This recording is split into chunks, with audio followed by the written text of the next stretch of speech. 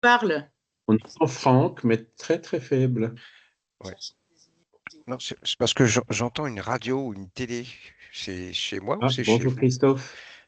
Bonjour. Je n'ai plus de batterie du coup. Il faut que je branche. Oh. Eh ben, on va élever nos pensées vers Dieu, notre Père, notre Créateur, infiniment miséricordieux, et tous ces bons esprits qui nous envoient en permanence pour nous aider, pour nous assister, pour nous aider à mieux comprendre ces lois naturelles, à mieux nous mettre en phase avec elles, en harmonie avec la nature, et ainsi aller vers le bonheur, vers la félicité, vers l'évolution. Et c'est pour ça que nous sommes réunis pour ce cours tous les dimanches matins, pour nous parler justement de cette belle philosophie, de ces lois naturelles, de cette conception cohérente philosophique, en espérant que cela puisse nous apporter la force et le courage pour surmonter les difficultés naturelles de la vie. Voilà. Alors, on voit Christophe, mais il est un peu flou. Flouté, pas seulement le fond, mais aussi le visage. Plus tu te rapproches de la caméra, moins c'est flou. Mais d'accord, il n'y a pas de souci. Désolé, hein, j'avais vu ton message. Messenger, j'y vais pas souvent, mais bon. Ouais, c'est pas grave, écoute. Alors, nous sommes le. Alors, il y a les enregistrements, hein, au cas où. Voilà. 7 décembre, non, on est le 9 novembre. Voilà. Et donc, la perfection morale, on avait commencé la semaine dernière, hein, les caractères de l'homme, de la perfection morale, la connaissance de soi, le fameux connais-toi toi-même de Socrate, développé par saint Augustin dans la question 919 du livre des esprits. Et ça commence à force, ça rentre. J'ai pas une bonne mémoire, mais ça rentre. Et aujourd'hui, donc, on va voir un paragraphe qui fait toujours du bien à relire, que Kardec a laissé dans le livre des esprits et qu'il a remis dans l'Évangile selon le spiritisme et qui s'appelle l'homme de bien. D'accord? Alors, je range là déjà, je vais enlever ça. C'est peu. L'homme de bien, ça doit être un peu plus bas. On va y arriver. Voilà.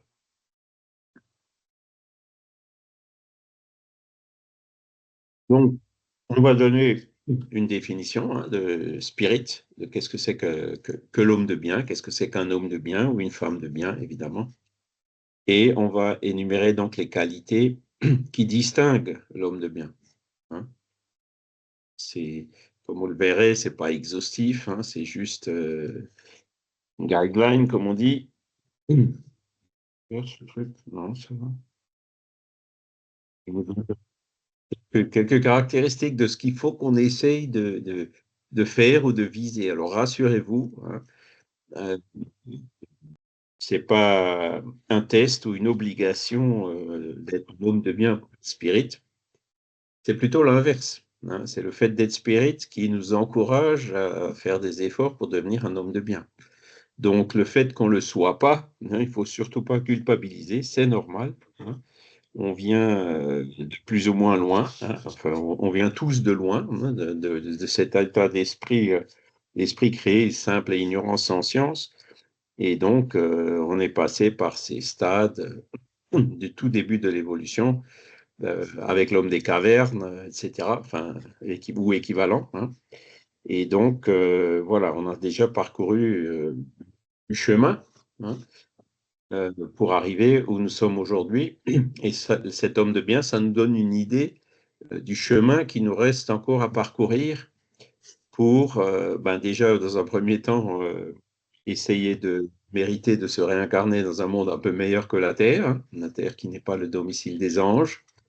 Et pourquoi on est incarné ici? Parce que nous, on n'est pas des anges non plus. Hein. On est toujours incarné là où les conditions sont les plus favorables justement à notre évolution. Et bon, bah, c'est là où il faut avoir la patience. Mais l'avantage, c'est que ça nous donne une direction. On sait vers où il faut aller, quoi. Hein. À partir du moment où on comprend cette direction où il faut aller, eh ben, ça nous évitera peut-être de tourner en rond, hein, et donc de perdre du temps dans l'évolution. Hein. Il faut toujours essayer de faire dès que possible. Hein, pourquoi faire demain ce qu'on peut faire aujourd'hui? Hein, vous voyez, j'inverse hein, l'adage qui dit plutôt l'inverse. Hein. Non, mais essayons d'avancer. Hein. Plus on avancera vers le bonheur, meilleures seront les conditions de nos existences. Alors, donc on rentre directement dans le paragraphe. Hein. Celui-ci, c'est le commentaire à la question 918. Hein. Donc là, vous avez une version résumée, mais aujourd'hui, exceptionnellement, je vous propose d'aller plus loin, parce que là, vous avez la version intégrale. Hein. Voilà, donc c'est un commentaire à la question 918 du livre des esprits, et puis je vous rappelle, le même texte se retrouve aussi dans l'Évangile selon le spiritisme. Voilà. Et donc, l'esprit prouve son élévation lorsque tous les actes de sa vie corporelle sont la pratique de la loi de Dieu, ou, pour le dire autrement, sont en harmonie avec les lois de la nature, et lorsqu'il comprend par anticipation la vie spirituelle. Hein, donc, question 918. Comprendre par anticipation la vie spirituelle, ça veut dire quoi? Ça veut dire, c'est ce qu'on a vu dans les cours précédents, comprendre que nous avons tous un esprit, une âme, qui est en ce moment, pour nous du moins, temporairement incarné dans un corps physique, hein, et que, ça nous le savons aussi, un jour, tôt ou tard, hein, dans 5 minutes ou dans 50 ans ou plus pour les plus jeunes, on va être appelé à retourner dans le monde spirituel, hein, c'est ce qu'on appelle la mort. Et donc, c'est la compréhension de la vie spirituelle par anticipation, c'est justement ça. Hein. C'est-à-dire comprendre qu'est-ce que c'est que cette vie spirituelle, qu'est-ce que c'est que la vie dans le monde des esprits. Alors, c'est vrai que maintenant, on a un peu plus d'illustrations. Hein. On a des films genre Nos Solar ou Nos Solar 2 ou les livres qui vont avec, évidemment, qui nous décrivent, ou alors de Burbidge, hein, la vie par-delà la vie, qui nous décrivent un peu comment ça se passe quand on retourne dans ce monde spirituel. Hein. Et le but de la philosophie spirit, c'est justement ça, hein, c'est de nous montrer, preuve à l'appui, fait à l'appui, que euh, comment dire, on a une âme et que cette âme préexiste à l'incarnation et survit à ce qu'on appelle la mort. Et donc, comprendre ça par anticipation, comprendre aussi que le jour où on partira, et ça on le sait puisque c'est ce qu'on observe, hein, quand quelqu'un meurt, il n'emmène pas sa fortune, il n'emmène pas son corps physique, hein, tout ça, ça reste ici, sur la terre, et il y a son âme qui va de l'autre côté, donc avec ses acquis, ses connaissances, sa bonté, le fait que ce soit un homme de bien ou pas, et la conscience aussi, hein, ça, ce sont les choses qu'on emmène de l'autre côté. Et donc, le fait de comprendre par anticipation la vie spirituelle, c'est ça. Hein, c'est de comprendre que notre incarnation, elle est importante pour notre évolution. Hein, on est dans un corps matériel. Cette matérialité nous stimule justement à travailler pour survivre, pour avoir un toit, etc. Donc, pour encourager, pour booster, entre guillemets, notre évolution. Mais que ce n'est pas une fin en soi. Hein, c'est-à-dire que si on concentre tous nos efforts sur les choses matérielles, ce n'est pas un bon calcul, puisqu'on sait très bien que ces choses-là, on va les perdre, on va être obligé de les laisser ici, tôt ou tard. Et donc, il vaut mieux, et c'est justement ce qu'on comprend, hein, ce que comprendre par anticipation, travailler sur les choses qu'on emmène avec nous, hein, c'est-à-dire les connaissances, l'évolution intellectuelle, l'évolution morale, avoir une bonne conscience, etc. D'accord? Et donc, l'élévation de l'esprit, un esprit évolué, c'est un esprit qui vit et agit en harmonie avec les lois de la nature. Hein.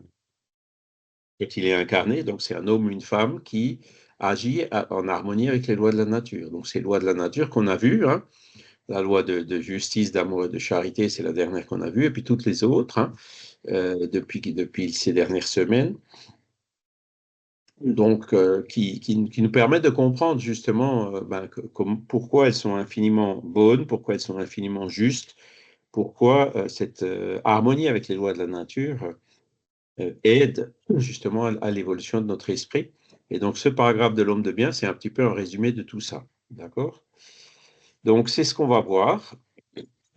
Alors le véritable homme de bien est celui qui pratique la loi de justice, d'amour et de charité dans sa plus grande pureté. S'il interroge sa conscience sur ses propres actes, il se demande s'il n'a point violé cette loi, s'il n'a pas fait de mal, s'il a fait tout le bien qu'il a pu, s'il a négligé volontairement une occasion d'être utile, si nul n'a à se plaindre de lui, enfin, s'il a fait à autrui tout ce qu'il eût voulu qu'on fît pour lui. Donc, vous voyez, ça commence fort. Hein. Donc, la loi de justice, d'amour et de charité dans sa plus grande pureté, c'est ce qu'on a vu il y a 15 jours, c'est donc faire le bien pour le bien, hein, c'est avec le désintéressement, la charité, essayer de faire tout ce qu'on peut pour aider son prochain. On se rend compte aussi, quand on voit cette loi de justice, d'amour et de charité, qu'elle ne date pas d'hier. Hein. Jésus en a parlé dans les évangiles, mais Krishna en a parlé dans les Védas ou dans les textes de son temps, ou Mahomet en a parlé dans le Coran.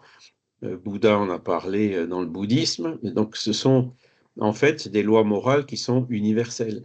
Hein, et on retrouve pratiquement les mêmes préceptes partout. Hein, c'est-à-dire qu'il y a eu des révélateurs, des missionnaires, hein, comme Jésus, Gandhi, Bouddha, Moïse et d'autres, qui sont venus en tout temps et dans toutes les régions de la Terre. Hein, là, encore une fois, Dieu n'a favorisé personne et n'a laissé personne de côté.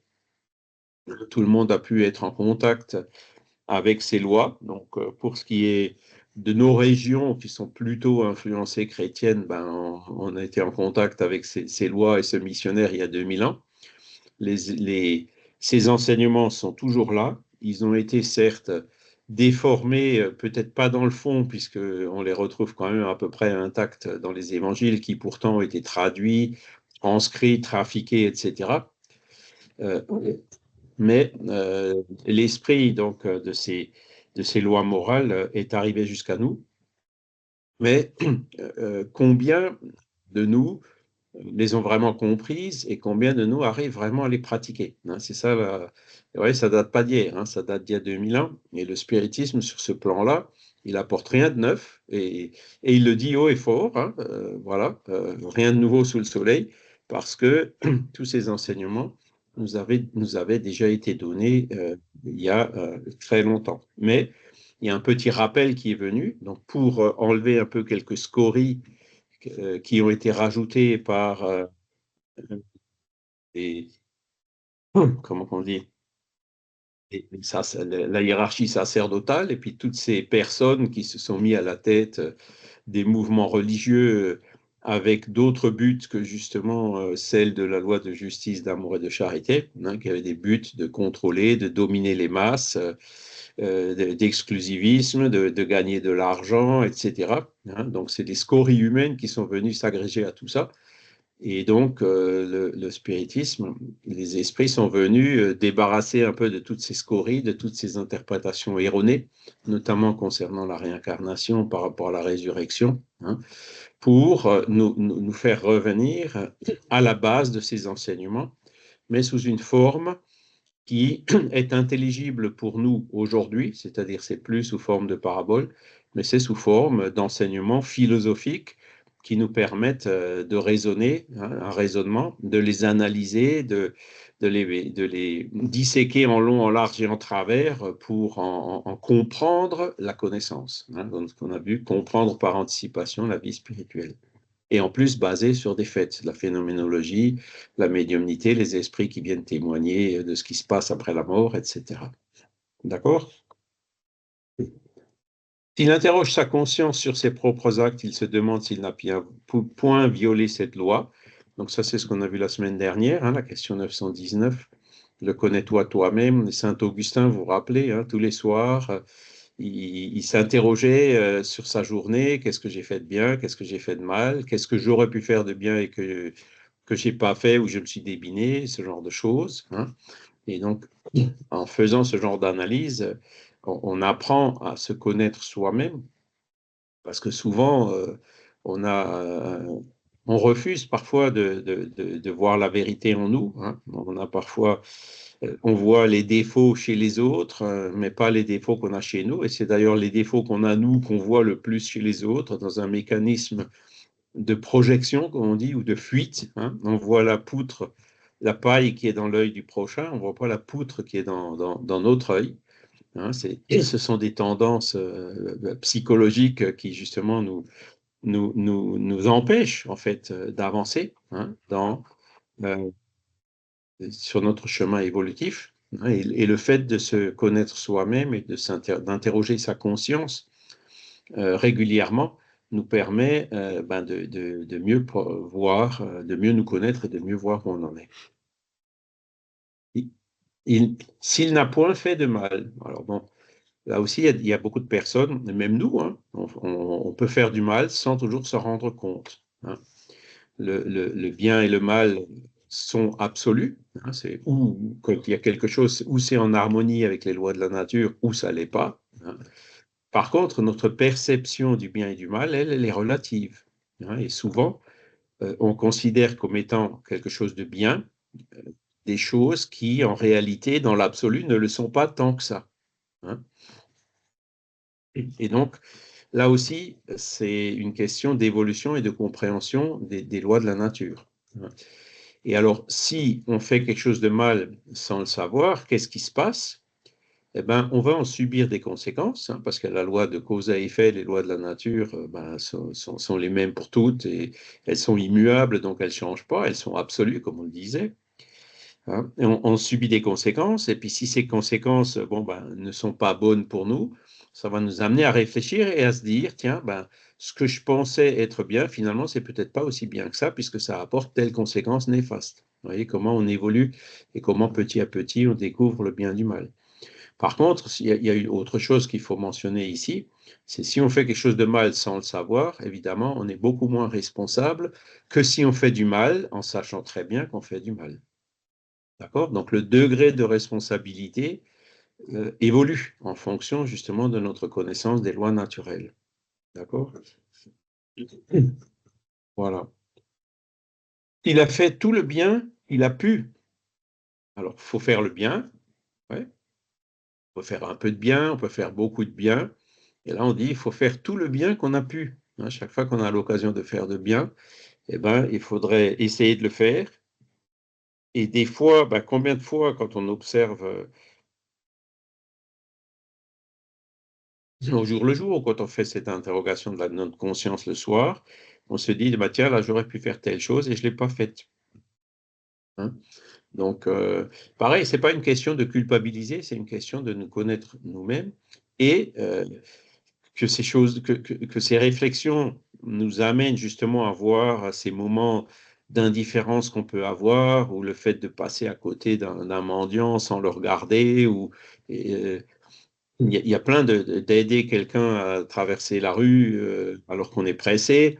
Vous voyez, il y a plein de petites situations comme ça. Et le fait d'y réfléchir et de se dire, tiens, là, j'aurais pu faire ça et je ne l'ai pas fait. Bon, on va s'y reprendre une deuxième, une troisième, une énième fois. Mais à un moment donné, quand la situation se présente, ça va se transformer comme une espèce de réflexe, quoi. On aura ce réflexe d'aller aider cette personne spontanément, pratiquement sans réfléchir. Vous voyez l'intérêt de ce travail d'analyser, de voir, tiens, j'aurais pu faire ça et je ne l'ai pas fait. Et à un moment donné, on va arriver à le faire. Même si après, il peut y avoir des rechutes, hein, mais petit à petit, comme ça, on avance, hein, et on devient meilleur, hein. S'il a négligé volontairement une occasion d'être utile, donc parfois donc on ne fait pas tout le bien qu'on a pu par omission, par négligence, par inattention, mais parfois c'est aussi volontaire, c'est intentionnel. Ah non, lui, je ne vais pas l'aider. hein. Bon, ben, c'est des choses auxquelles il faut réfléchir, hein. Pourquoi lui, je ne vais pas l'aider? Ah, parce que lui, il ne m'aide pas, ou parce que si, ou parce que ça. Bon, on peut toujours trouver de bonnes raisons, ou parce que c'est quelqu'un que je n'ai pas trop en estime, ou etc., hein. Donc, ça nous arrive aussi assez facilement, je dirais, en tout cas moi, de volontairement ne pas faire le bien, ou de volontairement louper des occasions d'être utile. Si nul n'a à se plaindre de lui, alors des gens qui se plaignent de nous, il y en a beaucoup, hein, et même des gens qui se plaignent de nous, à tort ou à raison, je dirais, hein. Donc c'est pareil, faut jamais prendre toutes les choses complètement à la lettre, hein, parce que voilà, le, on peut être mal interprété, ou on peut, par exemple, si on a un voisin qui est témoin de Jéhovah, bon, ben, il va se plaindre de nous parce qu'on est spirit. Bon, est-ce qu'il faut pour autant cesser d'être spirit pour que le témoin de Jéhovah n'ait plus à se plaindre de nous? C'est là où il faut trouver le juste milieu, vous voyez? Mais c'est pas parce qu'il est témoin de Jéhovah qu'il faut que je lui dise pas bonjour, ou que je le regarde pas dans la rue, ou même s'il me regarde d'un air ironique, sarcastique, ou voire même apeuré, hein, parce que c'est ce qui arrive. Eh ben, il faut quand même lui répondre par un sourire et avec de la bienveillance, quoi, hein. Enfin, s'il a fait à autrui tout ce qu'il eût voulu qu'on fît pour lui. Donc là, faites aux autres ce que vous voudrez que les autres fassent pour vous. Ça a 2000 ans, même plus, hein, parce que je vous avais montré une slide, une diapo, où on voyait cette même phrase, ou une phrase très similaire dans 8 ou 10 courants religieux différents dans le monde, hein. C'est une phrase qu'on retrouve un peu partout, hein. Faire aux autres ce qu'on voudrait que les autres fassent pour nous. Et c'est là où on a, comme on l'a vu dans la loi de justice, d'amour et de charité, hein, est-ce que moi, ça me plairait qu'on me fasse ça, hein? Oui, ça me plairait. Ah ben, fais-le aux autres. Ou non, ça ne me plairait pas, alors ne le fais pas aux autres. Sachant que la première, elle est un degré plus haut que la deuxième, hein. Ne pas faire aux autres ce qu'on ne voudrait pas que les autres fassent pour nous, c'est une chose. C'est relativement facile, mais c'est quand même un premier pas. Mais après, faire aux autres ce qu'on voudrait que les autres fassent pour nous, même s'ils ne le font pas, même s'ils sont ingrats, c'est quand même l'étape d'après. Et toujours pareil, hein, il ne faut pas se culpabiliser si on n'y arrive pas, mais il faut le garder comme point de mire, comme objectif, hein, pour y travailler et puis petit à petit y arriver. Voilà. Alors, l'homme de bien toujours, ou la femme de bien évidemment, il a foi en Dieu, en sa bonté, en sa justice et en sa sagesse. Il sait que rien n'arrive sans sa permission et il se soumet en toute chose à sa volonté. Alors, pourquoi le livre des esprits commence par des questions concernant Dieu? Parce que c'est quand même une base fondamentale, hein, du spiritisme. Aujourd'hui, voilà, Dieu existe, hein, il n'y a pas d'effet sans cause. Aujourd'hui, la science arrive de plus en plus à la conclusion que la probabilité que l'univers se soit fait de rien au hasard, ou que la vie soit apparue sur Terre sans un coup de pouce extérieur, elle est quasiment nulle. Et on arrive à des conjectures, à des hypothèses du genre, non, mais parce qu'il y a des multivers, il y a une infinité d'univers, donc une probabilité qui est nulle multipliée par l'infini, ça peut donner une valeur qui n'est pas nulle, vous voyez. Mais bon, ils sont où ces multivers? Le plus simple, si on suit un principe de parcimonie, si on prend l'hypothèse la plus simple, c'est encore qu'il existe une intelligence suprême, une source première de toute chose, qu'on appelle Dieu, hein. Donc, c'est bien sûr pas le Dieu anthropomorphe, le bonhomme sur son nuage, hein. C'est tout simplement le Créateur qui est à la base de toute chose. D'accord? Donc, oui, Dieu existe. Et comme on le voit dans les questions suivantes du livre des esprits, hein, donc là on parle de la question numéro 1, et puis des questions jusqu'à 15 ou 20, si je me rappelle bien. S'il existe, il est infiniment bon, infiniment juste, et il a une sagesse infinie. D'accord? Donc, les lois de la nature sont parfaites, sont justes, sont bonnes, hein. Toutes les injustices dont on se rend compte sur la Terre, elles sont soit apparentes, soit créées par l'être humain. L'être humain qui, lui, n'est pas parfait. Qui est donc de son imperfection, il peut utiliser son libre arbitre dans son propre intérêt à lui, c'est-à-dire qu'il peut faire,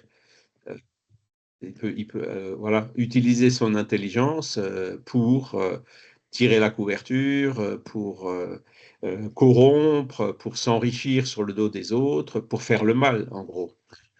Donc, c'est comme ça qu'il faut le voir. Le mal ne vient pas de Dieu, il vient de l'être humain qui n'est pas encore un homme de bien. Voilà. Mais, et c'est ce que je disais aussi, tout raisonnement qui consiste. Alors, il y a des personnes, par exemple, qui disent non, mais moi, je souffre, c'est pas parce que j'ai fait du mal, je souffre tout simplement parce que je suis réincarné sur la terre. Voilà, c'est la faute à pas de chance, ou je souffre parce que il y a eu telle chose, mais je le mérite pas, etc. Donc, ce genre de raisonnement, très vite, on arrive à dire la faute à pas de chance, ça veut dire que l'étape d'après, c'est de dire c'est la faute à Dieu. Dieu a été injuste avec moi. Et quand on arrive à ce genre de conclusion, c'est qu'il y a une erreur dans le raisonnement, soit dans le raisonnement, soit dans l'hypothèse de départ. Puisque Dieu, s'il existe, il peut que être infiniment juste. Et donc, si on passe par des douleurs, des difficultés ou des afflictions, ces afflictions ont une cause, et cette cause, elle doit être éminemment juste. Il ne peut pas y avoir d'injustice dans la divinité. Ce n'est pas possible, ce serait une contradiction de base. Et donc, c'est là où il faut qu'on réfléchisse à ces arguments-là et corriger nos raisonnements ou nos hypothèses de départ, abandonner, autant que faire se peut, ces impressions comme quoi c'est la faute à pas de chance ou autre, que j'étais au mauvais moment, au mauvais endroit, ou ce genre de choses, parce que c'est pas possible. Il y a pas le hasard n'existe pas. Et si Dieu existe, il doit être infiniment juste. Et donc, il faut que tout ce qu'on observe, tout ce qu'on analyse, soit évidemment en harmonie avec ce précepte de base. D'accord? Donc, vous voyez, ce sont des considérations qui nous aident justement à raisonner, à réfléchir, à voir toute cette grande cohérence qui existe dans la philosophie spirite. Moi, j'attends toujours, je cherche depuis maintenant 40 ans, et j'attends toujours que quelqu'un m'indique ou me trouve, tiens, voilà, dans la philosophie spirite, tel point est incohérent avec tel autre. J'ai toujours pas trouvé. Des grands avantages de la philosophie spirite, c'est qu'elle est quand même extrêmement cohérente. D'où certains philosophes qui disent on peut utiliser une approche cohérentiste pour expliquer ou pour divulguer le spiritisme. Mais ce n'est pas toujours simple, parce que le cohérentisme, quand on parle à des matérialismes, c'est pas non plus une approche évidente. Il a foi en l'avenir, c'est pourquoi il place les biens spirituels au-dessus des biens temporels. Donc c'est ce qu'on a vu tout à l'heure. Tout ce qui est. Alors encore une fois, c'est le fait d'avoir des biens matériels, une maison, un compte en banque avec un peu quelque chose dessus, il n'y a absolument pas de mal à ça. Mais il faut toujours se dire que si dans 5 minutes je m'en vais, tout ça, ça va rester là. Donc c'est un moyen pour évoluer, il faut le voir comme ça, pour acheter des livres, pour acheter un ordinateur, pour se connecter à Internet, pour essayer de faire le plus possible des choses utiles. Mais après, quand on voit la richesse pour la richesse, tomber dans le superflu, dans le luxe, c'est là où il faut se poser des questions en se disant, tout ce luxe-là, je vais le perdre. Est-ce que ce luxe va m'apporter le bonheur? Non, l'argent ne fait pas toujours le bonheur, comme on le sait très bien, la plupart du temps d'ailleurs.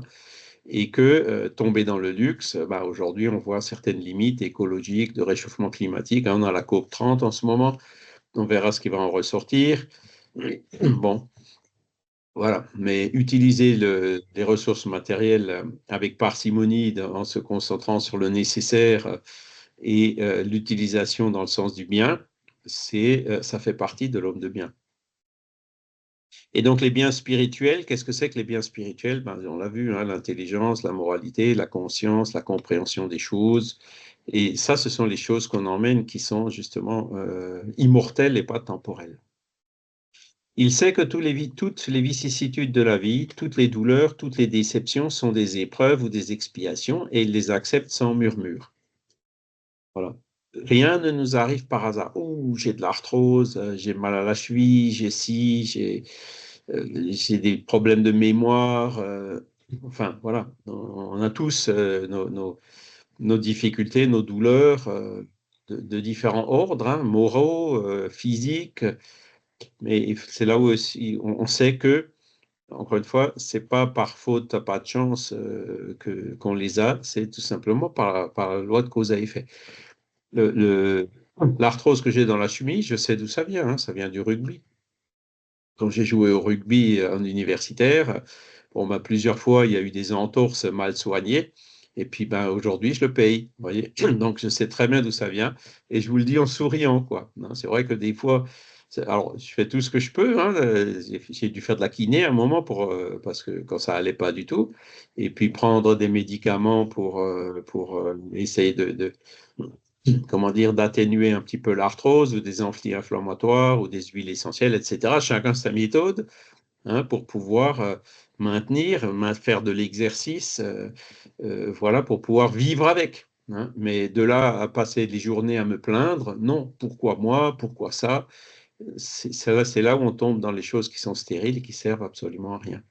Donc, hein, voilà, toutes les déceptions aussi qu'on peut avoir, hein, sont des épreuves. Et on voit, c'est quand on a une déception, quand on se faisait des illusions, bon ben on retombe un petit peu les pieds sur terre, on retombe un petit peu dans le réel.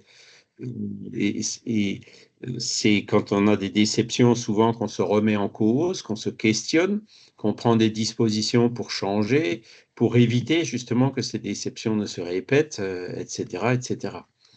D'accord? C'est dans l'adversité qu'on trouve le plus de ressources pour évoluer. Donc, en prenant les choses comme ça, de façon positive le plus possible, ça nous donne plus de ressources pour y faire face. Celui qui n'arrête pas de se plaindre, déjà, il empoisonne les autres, mais en plus, il n'arrivera pas lui-même à avancer beaucoup. Alors que celui qui prend les choses positivement, qui se retrousse les manches et qui y fait face, il aura beaucoup plus de chances d'y arriver. L'homme pénétré du sentiment de charité et d'amour du prochain fait le bien pour le bien, sans espoir de retour, rend le bien pour le mal, prend la défense du faible contre le fort, et sacrifie toujours son intérêt à la justice. Donc là, c'est une phrase qui illustre ce qu'on appelle le désintéressement. L'intérêt collectif avant mon intérêt personnel. Est-ce qu'on est tous vraiment comme ça? Bon, quand même pas mal, quoi. Même si des fois, on n'y arrive pas à 100% et c'est normal.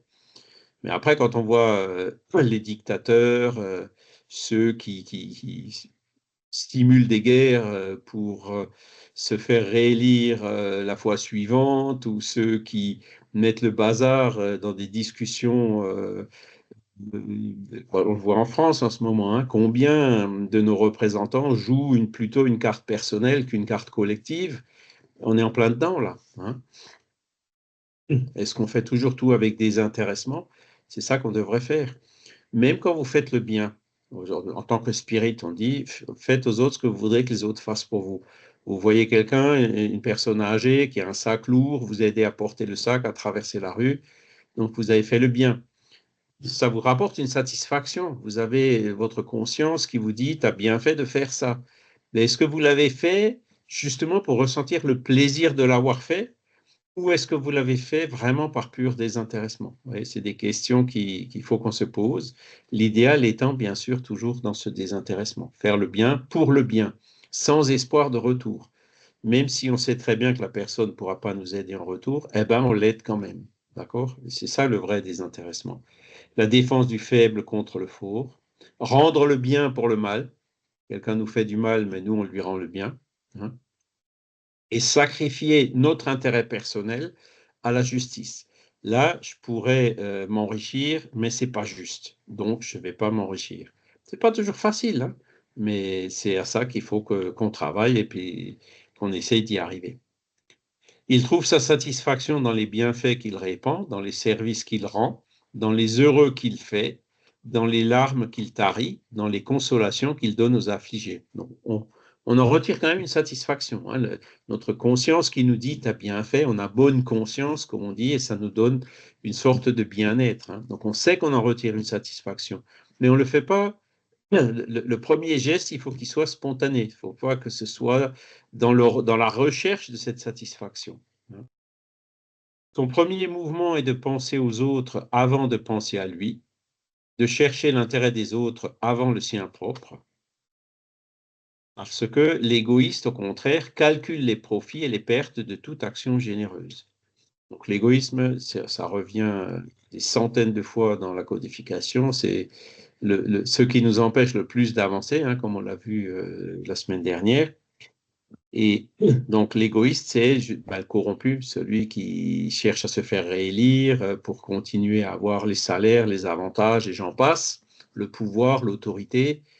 Hein. Il pense d'abord à lui, et puis des fois, s'il reste un petit peu, il pense aux autres. Et ben l'homme de bien, c'est l'inverse, quoi. Il pense d'abord aux autres avant de penser à lui. Et il va même sacrifier des choses qui pourraient lui revenir, hein, quand il voit que c'est pas juste, pour le partager ou en faire profiter aussi les autres. Il n'y a pas de calcul. Hein, dans la vraie charité, elle n'est pas calculée. Elle est spontanée. Il est bon, humain, bienveillant pour tout le monde, sans exception de race ni de croyance, parce qu'il voit des frères dans tous les hommes et dans toutes les femmes, dans tous les humains, évidemment. À chaque fois que vous voyez homme, ça c'est aussi un petit problème de forme dans le livre des esprits. Hein, c'était à l'époque, on parlait homme. Aujourd'hui, on neutralise ou on féminise un peu plus, hein, dans la forme. Voilà, donc il y a des grands, des petits, des riches, des pauvres, des blancs, des noirs, des rouges. On est tous les mêmes esprits incarnés partout, d'accord? Donc, homme-femme déjà, hein, parce que ça commence là, hein, souvent les discriminations. Après, homosexuel ou pas, hein, les différentes tendances psychiques qu'on arrive aussi à comprendre. Et donc là, on voit dans cette petite phrase qui fait 2 lignes et demie, un principe fondamental de stopper toute forme de discrimination, quelle qu'elle soit. D'accord? Il respecte en autrui toutes les convictions sincères et ne jette point l'anathème à ceux qui ne pensent pas comme lui. Il est témoin de Jéhovah. Bon, il est là, il pense qu'il fait le bien et il fait ça. Alors, il a peur de moi, peut-être, certes, mais je vais essayer de faire tout ce que je peux pour pas trop l'effrayer. Hein. Je vais quand même être bienveillant avec lui. Voilà, et je respecte sa croyance. Hein. Le fait d'être témoin de Jéhovah, ça l'aide à faire du bien, ça l'aide à éviter de faire le mal, donc c'est très bien. On ne discute pas. Donc là, vous voyez un petit bémol, hein. Les convictions sincères. Maintenant, un intégriste qui dit qu'il faut tuer tous ceux qui ne pensent pas comme nous, ou alors, si on revient à l'époque de Jésus, les pharisiens. Comment est-ce que Jésus réagissait avec les pharisiens? Il n'y allait pas avec le dos de la cuillère, hein. Race de vipère, blanchi à l'extérieur et pourri à l'intérieur. Et il dénonçait en permanence leur hypocrisie. Pourquoi il faisait ça, Jésus? Est-ce que c'est parce que ses convictions chez les pharisiens, elles n'étaient pas sincères? Il cherchait à tromper et à manipuler le peuple. Donc le raisonnement de Jésus, c'était de dire, il vaut mieux voir l'intérêt de la collectivité, donc du peuple, avant l'intérêt de quelques pharisiens. D'accord? Donc là, vous voyez que ce respect, hein, a ses limites. Il faut que ce soit des convictions sincères. Hein. Des convictions qui reviennent à dire qu'il faut expulser ceux qui ne sont pas de la même couleur ou des pensées même encore pires vis-à-vis des enfants ou des choses comme ça. Et là, il ne s'agit pas de les respecter. Ce qui va vraiment franchement dans le mal et qui porte tort à d'autres, il ne faut pas hésiter à le dénoncer. C'est ça la charité bien comprise. Hein. Par contre, après, si l'autre il est athée et qui fait le bien, tant mieux. S'il est témoin de Jéhovah et qui fait le bien, tant mieux. C'est là où il faut avoir ce respect. Parce que pour nous, le spiritisme, c'est un outil pour essayer de devenir homme de bien. Si on arrive à devenir un homme de bien en utilisant un autre outil que le spiritisme, tant mieux. Et si le spiritisme ne nous sert pas à travailler sur nous-mêmes pour essayer de devenir un homme de bien, Ça ne sert à rien. Il vaut peut-être mieux passer à autre chose qui va nous stimuler plus à faire ce travail. Vous voyez ce que je veux dire? Hein, ce n'est pas hors le spiritisme, point de salut, c'est hors la charité, point de salut. En toutes circonstances, la charité, ben la voilà, hein, le bip, est son guide. Il se dit que celui qui porte préjudice à autrui par des paroles malveillantes, qui froisse la susceptibilité de quelqu'un par son orgueil et son dédain, qui ne recule pas à l'idée de causer une peine, une contrariété, même légère, quand il peut l'éviter, manque au devoir de l'amour du prochain et ne mérite pas la clémence du Seigneur. Alors là, la clémence du Seigneur, on l'a toujours, hein, qu'on la mérite ou qu'on ne la mérite pas, on l'aura toujours. Hein, vous voyez, encore un petit biais religieux qui déteint dans le texte. Mais voilà, la charité est son guide, hein, parce qu'il y a des gens qui sont taquins, il y a des gens qui, les enfants par exemple, comment on appelle ça, le bullying, qui harcèlent d'autres enfants dans les réseaux sociaux. Hein, vous avez plein de cas comme ça de malveillance qui se font. Hein, et des gens qui portent préjudice à d'autres, parfois même sans s'en rendre compte, mais qui peuvent, hein, le cas de Samuel Paty ou d'autres, arriver à des crimes par des personnes justement qui réfléchissent pas trop, qui sont fanatisées ou autres. Voilà, froisser la susceptibilité de quelqu'un, c'est-à-dire être trop brutal ou trop direct avec quelqu'un, hein, ben voilà, causer des peines, des contrariétés, hein, quand on peut les éviter, ça va relativement loin. Hein, souvent, on cause des peines et des contrariétés sans s'en rendre compte. Mais c'est le connais-toi toi-même en se disant, tiens, là, j'ai l'impression qu'il n'a pas apprécié ce que j'ai dit. Et donc, en réfléchissant, hein, le soir, avec cet examen, de dire, bah, la prochaine fois, je vais essayer de le prendre autrement ou de le dire autrement. Hein, voilà. Il n'a ni haine, ni rancune, ni désir de vengeance. À l'exemple de Jésus, il pardonne et oublie les offenses et ne se souvient que des bienfaits, car il sait qu'il lui sera pardonné comme il aura pardonné lui-même. Donc la haine et la rancune, ça nous rend malade. Hein. C'est l'adrénaline, le stress, la pression cardiaque et j'en passe. On le sait aujourd'hui. Hein. La mélatonine, les hormones, on sait que la haine et la rancune nous rendent malades. Donc c'est même pas dans notre intérêt à nous. Alors oublions ces choses-là, hein, et essayons de laisser tout ça de côté. Le désir de vengeance. Quelqu'un m'a causé du tort. Il l'a peut-être fait sans le savoir ou il l'a pas fait exprès, pas fait volontairement. Si on se venge, là par contre, c'est intentionnel, c'est volontaire. Donc ça veut dire si on se venge, on est pire que celui qui nous cause du tort. Donc pareil, essayons d'oublier cette vengeance. Bon, il m'a fait une crasse, il l'a peut-être même fait volontairement, mais ça lui passera avant que ça me reprenne. C'est pas moi qui vais aller lui faire une telle crasse. Déjà, j'essaye de lui faire ce que je voudrais qu'il me fasse, même s'il ne le fait pas. Hein, donc, je ne vais pas aller me venger. Hein. Et aujourd'hui, on voit hein, les mauvaises interprétations du œil pour œil, dent pour dent. Qu'est-ce que ça peut encore causer comme guerre et comme milliers de morts dans l'humanité? Hein. C'est quelque chose qui est terrible. Pardonner et oublier les offenses. Alors, pardonner, bon, c'est pas toujours simple, mais on y arrive quand même. Oublier, moi, même que maintenant, l'âge m'aide un peu, hein, avec la mémoire qui commence à faiblir, mais oublier, j'ai toujours eu des difficultés avec ce mot oublier dans ce contexte-là, parce que oublier quelque chose de mal qui vous est arrivé, personnellement, j'y arrive pas. Je vais continuer à maintenir le souvenir de ce qui s'est mal passé. Donc, oublier, ça ne veut pas dire effacer de la mémoire. D'accord? C'est pas comme ça qu'il faut comprendre le mot oublier ici. Il faut le comprendre comme étant ne garde pas de haine, ne garde pas de rancune, ne garde pas d'amertume, ne garde pas les impressions négatives du mal qui t'a été fait. C'est comme ça qu'il faut le comprendre, ce mot oublier. Hein, c'est pas effacer de la mémoire. Ça aurait d'ailleurs des inconvénients de cet effacement de la mémoire parce que si vous oubliez vos expériences négatives, vous allez les répéter. Voyez? Ah, j'ai oublié que telle chose m'a fait du mal. Ben, non, il vaut mieux s'en rappeler pour dire, oups, je vais éviter de faire telle chose pour éviter justement que ça me refasse le même inconvénient que la dernière fois. Hein. Si vous oubliez, avec l'oubli, effacement de la mémoire, on avancerait beaucoup moins vite. Hein, vous êtes bien d'accord. Donc, c'est comme ça qu'il faut le comprendre. Mais par contre, si quelqu'un vous a fait une crasse et que vous avez cette crasse complètement en tête et que ça vous travaille, c'est là où il faut oublier. Il ne faut pas garder en tête. Hein. Si ça peut revenir plus tard, ah bah oui, c'est vrai, je me rappelle qu'il a fait une crasse, mais bon, ça lui passera avant que ça me reprenne. Vous voyez, oublier, c'est dans le sens de ne pas garder la chose en permanence dans la mémoire, parce que c'est ça qui nous fait du mal. Hein. Vous êtes bien silencieux aujourd'hui, mais bon, n'hésitez pas à intervenir. Hein, si... On t'écoute. C'est vrai que le texte est clair, hein, mais... Vincent?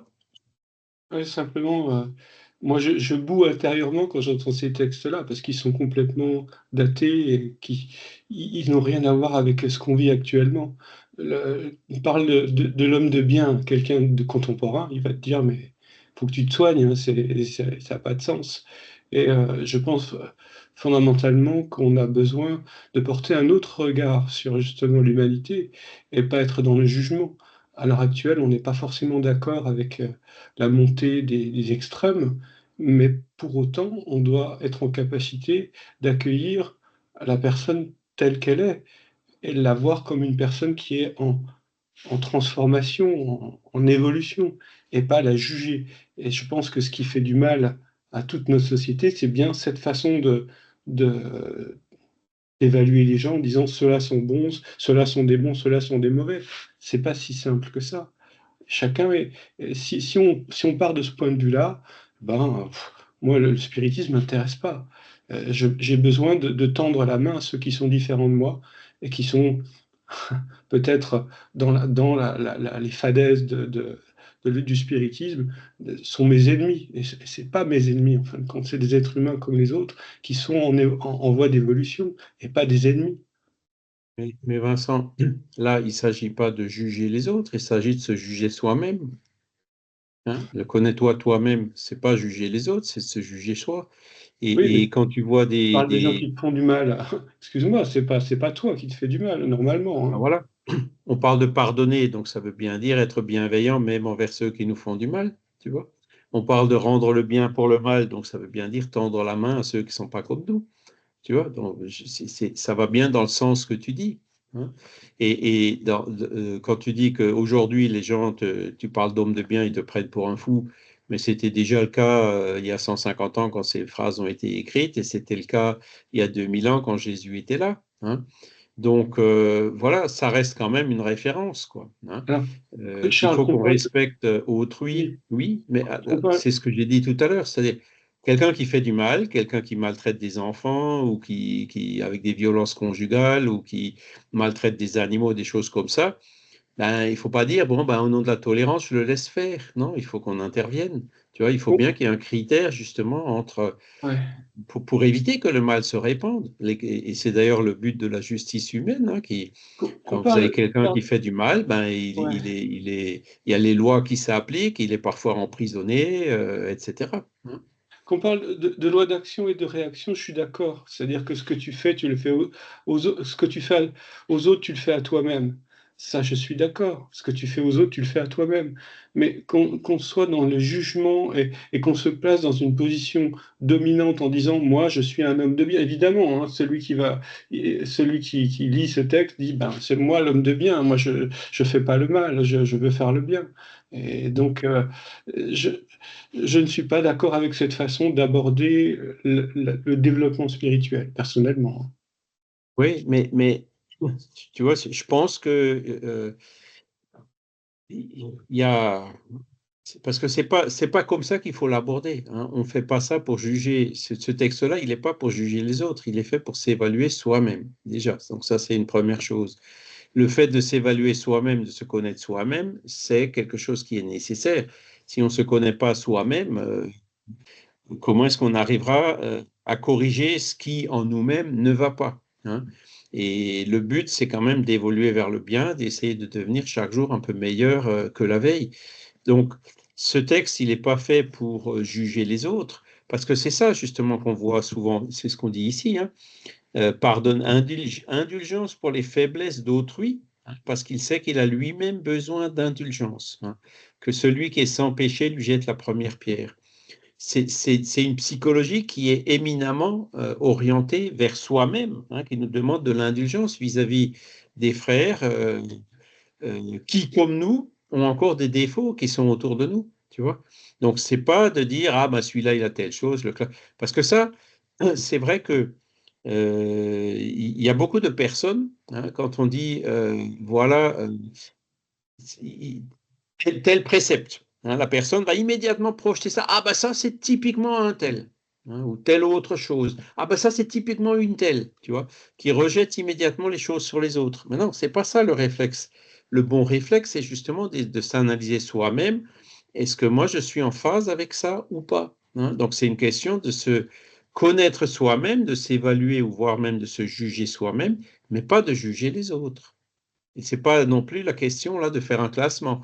Alors, le classement existe, hein, c'est la fameuse échelle Spirit de Kardec, hein, je sais que c'est aussi quelque chose qui te pose un problème, mais de là à dire que la personne qui fait du bien, qui est indulgente, qui est charitable et tout, doit être placée de la même façon que la personne qui a encore beaucoup de mal à ça, de là à voir par exemple considérer qu'une personne, un corrompu, un guerrier, un criminel, le situer au même niveau qu'une personne qui est pacifique, douce, charitable, ça va peut-être un peu loin. Tu vois, il faut bien qu'on se rende compte aussi de ce qui va et de ce qui ne va pas, d'où on vient et d'où on veut aller et où en sont encore ceux qui sont autour de nous, sans pour autant porter un jugement.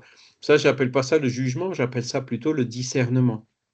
Si on n'a pas de discernement entre le bien et le mal, comment veux-tu qu'on arrive à choisir justement le bien par rapport à ce qu'on a réussi à discerner, tu vois?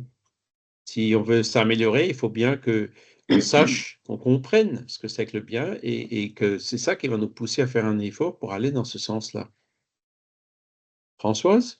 Oui, on peut aller, oui, on peut aller jusqu'à l'extrême, on peut se juger aussi très durement soi-même. Et voilà, il y a des personnes qui manquent d'estime de soi. Donc, Ah, le fait de se juger trop négativement, et tout ça, c'est pris en compte, hein. Jésus dit, aime ton prochain comme toi-même. Donc, la personne qui s'aime pas soi-même arrivera difficilement à aimer son prochain. Donc, il faut qu'il y ait cette estime de soi, mais celui qui s'aime beaucoup lui-même et qui n'aime pas du tout les autres, on retombe encore une fois dans l'autre extrême qui est l'égoïsme. C'est pour ça qu'il faut aimer son prochain comme soi-même, au même niveau. Il faut que les deux avancent de pair. Mais pour que l'amour du prochain augmente, il faut que l'amour de soi, l'estime de soi, augmente aussi. Sinon, on n'y arrivera pas. Et l'estime de soi, c'est, bon, je ne suis pas parfait, j'ai encore des imperfections, mais je travaille justement à les améliorer. Et c'est ça le but de ce texte sur l'homme de bien. oui.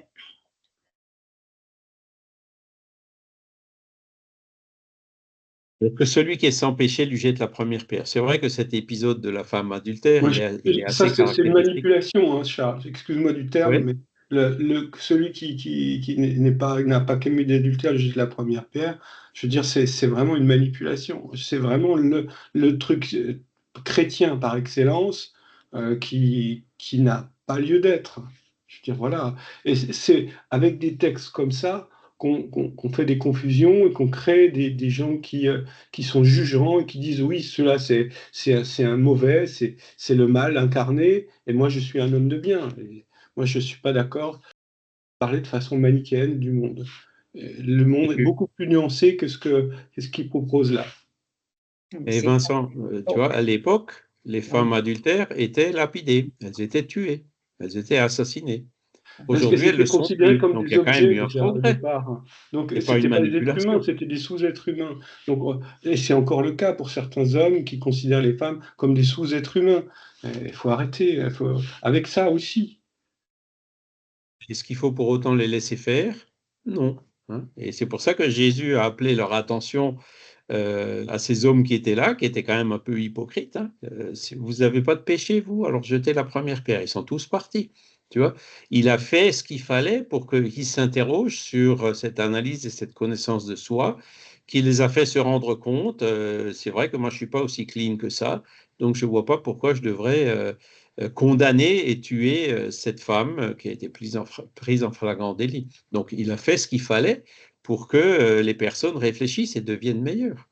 Voilà, moi je les Donc, vois ce n'est très pas une bien. manipulation, au contraire, c'est quelque chose de génial qu'il J'appelle a ça fait. de la manipulation, excuse-moi du terme, mais c'est de la manipulation psychologique. C'est-à-dire que moi, j'ai besoin de garder mon libre arbitre, choisir pour moi. Si cette personne, je la considère mauvaise, eh ben, elle est mauvaise. Si elle est bonne, elle est bonne. Mais ça n'a aucun sens de parler du réel de cette manière-là. C'est pas la réalité, c'est pas ce qu'on vit au quotidien. Moi, j'ai des amis qui sont pas forcément comme je voudrais qu'ils soient au niveau politique, par exemple, mais je les accepte comme ils sont.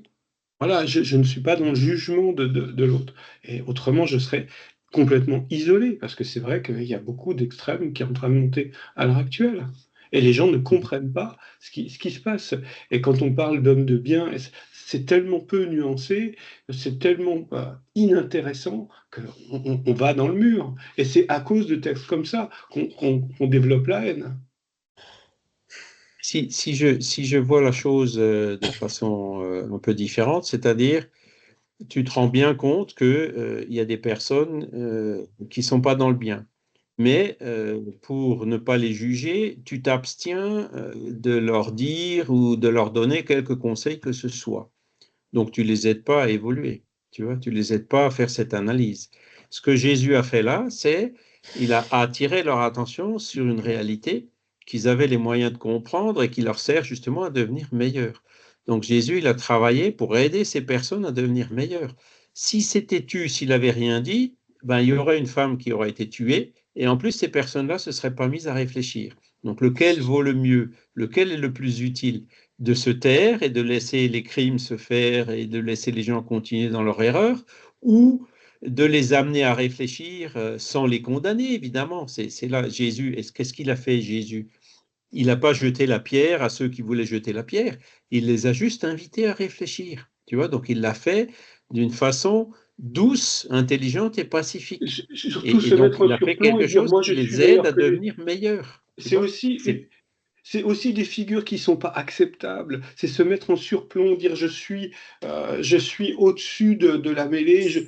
Non, non, je suis comme les autres. Je suis pas mieux que les autres. C'est possible, mais la vérité, c'est pas ça. C'est que tu as des Jésus, tu as des Gandhi, tu as des Martin Luther King, tu as des gens qui sont évolués sur la terre et qui sont là, qui nous donnent l'exemple, qui ne s'imposent pas, qui donnent des conseils, qui nous aident énormément à avancer sans se placer au-dessus de nous, sans orgueil dans ce sens. Et ce sont des bienfaiteurs de l'humanité. Et heureusement qu'il y en a. Hein. Heureusement qu'il y a des bons qui aident ceux qui sont un peu moins bons à avancer.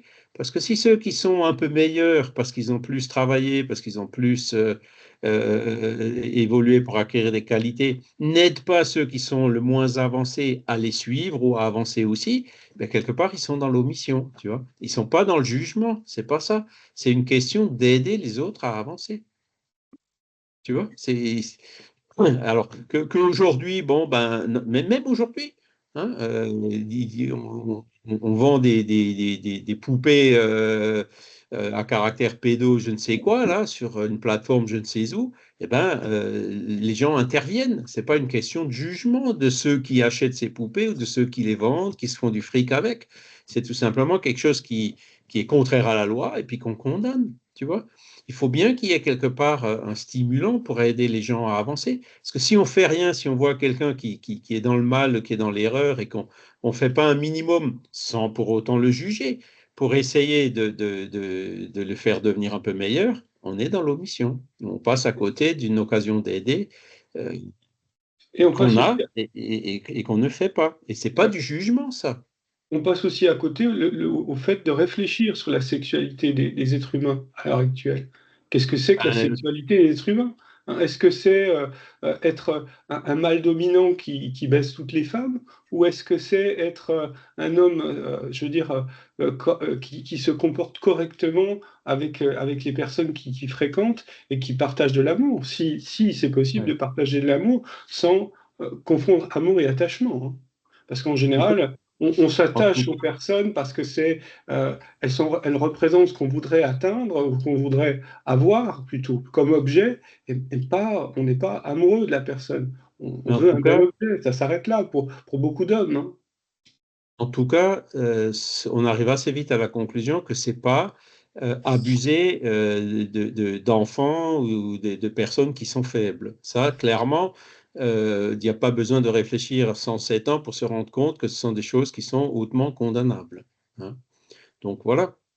Il y a C'est juste Franck qui voudrait parler. Franck. Franck.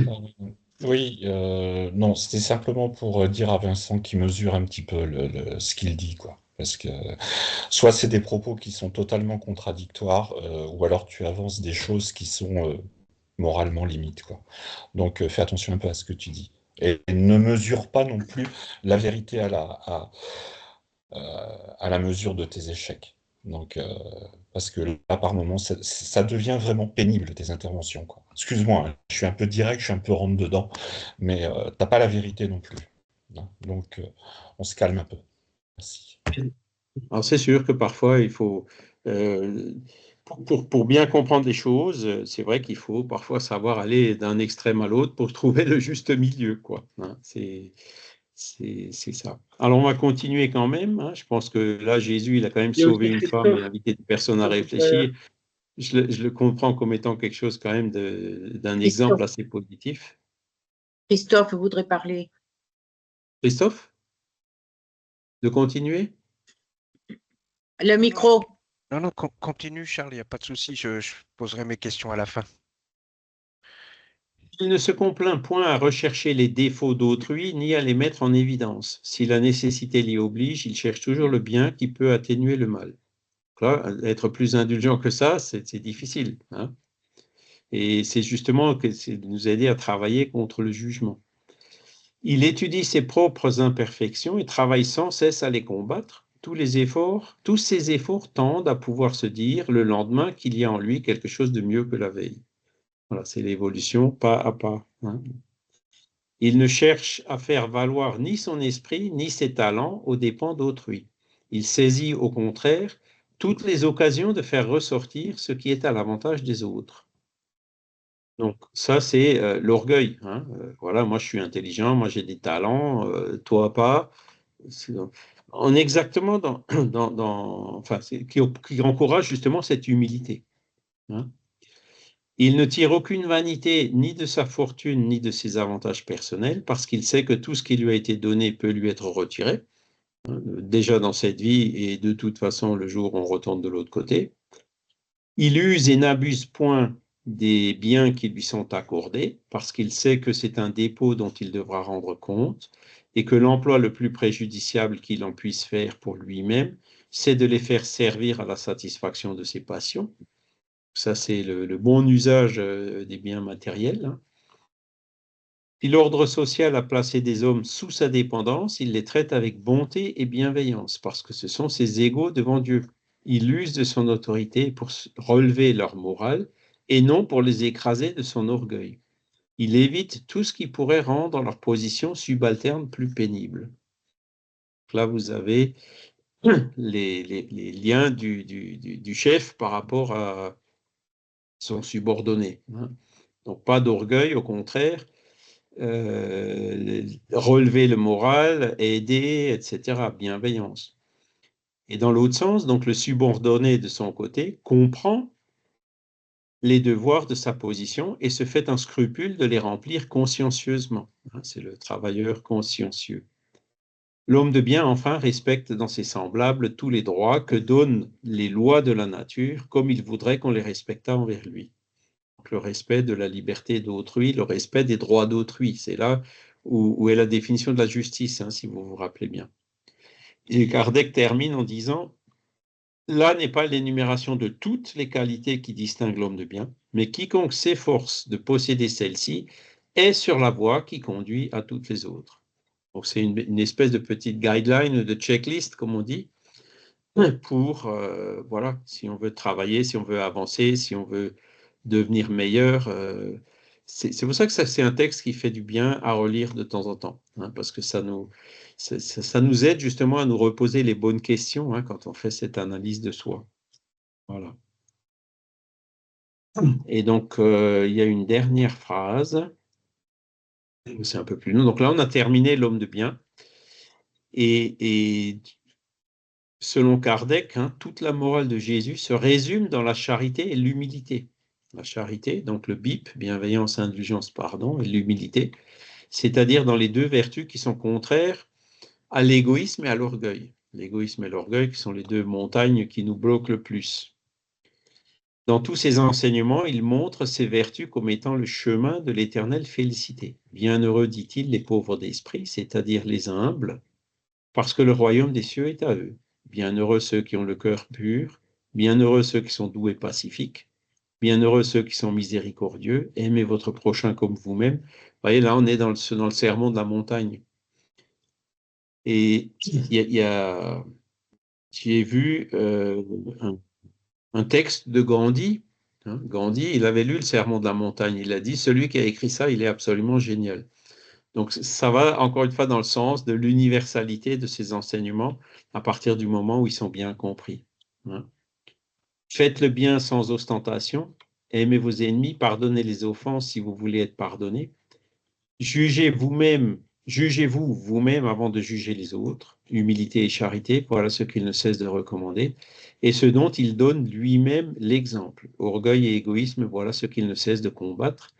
Mais il fait plus que de recommander la charité, il la pose nettement en termes explicites comme la condition absolue du bonheur futur. Voilà. Et c'est pour ça que Kardec, il a dit « Or la charité, point de salut hein, ». Il n'a pas dit « Or le spiritisme, point de salut ». Voilà. Christophe, est-ce que tu as encore une question, une remarque? Alors, on y va. Alors, le micro, voilà. Il y en a quelques-unes. Vous m'entendez bien, pardon? Oui, oui. Oui. Bon, bah déjà, bonjour tout le monde. J'espère que tout le monde va bien. Bonjour Joël, ça faisait longtemps. Dis-moi, tiens, juste pour revenir sur les fameuses poupées là qu'on a entendu parler tout à l'heure, je pense que ce qui gêne le plus, c'est pas qu'elles soient vendues, c'est qu'elles soient achetées. Mais voilà, ça c'est un long débat. Les Chinois, ils vendent à partir du moment où il y a quelque chose qui se vend, ils le vendent, ils regardent pas ce que c'est, ils s'en foutent complètement. Eux, c'est le profit qui les intéresse. Mais il faudrait plutôt se poser la question, c'est pourquoi on en achète. Alors, ensuite, le rôle du bourreau dans l'histoire.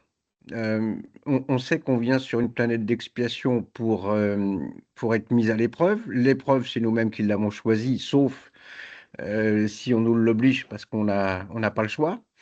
Mais dans la plupart des cas, donc, on choisit nous-mêmes nos épreuves et nos bourreaux qui viennent jouer un rôle, on est bien d'accord. Jusqu'à là, je ne me trompe pas.